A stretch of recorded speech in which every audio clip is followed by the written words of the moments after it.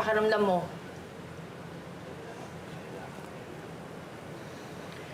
Anak, kung mainit ang ulo mo, huwag mo namang ipasa sa akin. O ano? May pinaplano ka na naman ba? Kukulamin mo ulit si Renato.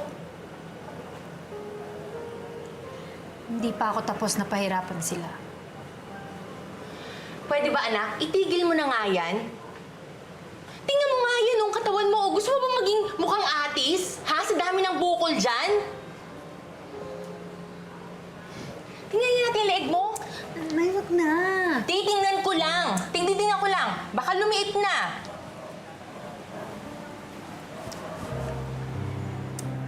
Ay. Paano? Wala na? Wala na yung bukol. Naku, Nay! Tama nga si Tita Cora. Mabilis mawala lang yung bukol. Ibig sabihin, pwede ko nang balikan si na Angela. Makinig ka nga sa akin. Itigil mo na yan. Puro kagante, wala naman napapala. Hindi man natin kakayaman yan.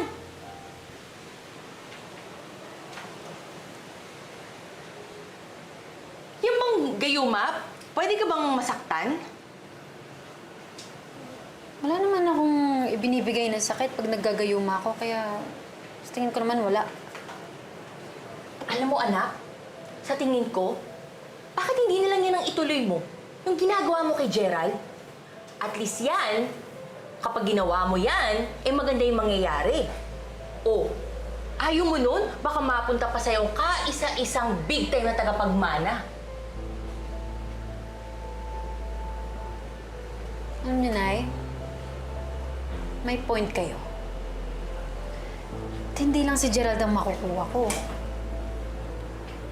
Magagawa ko rin makaganti kay Angela dahil maagaw ko ang boyfriend niya.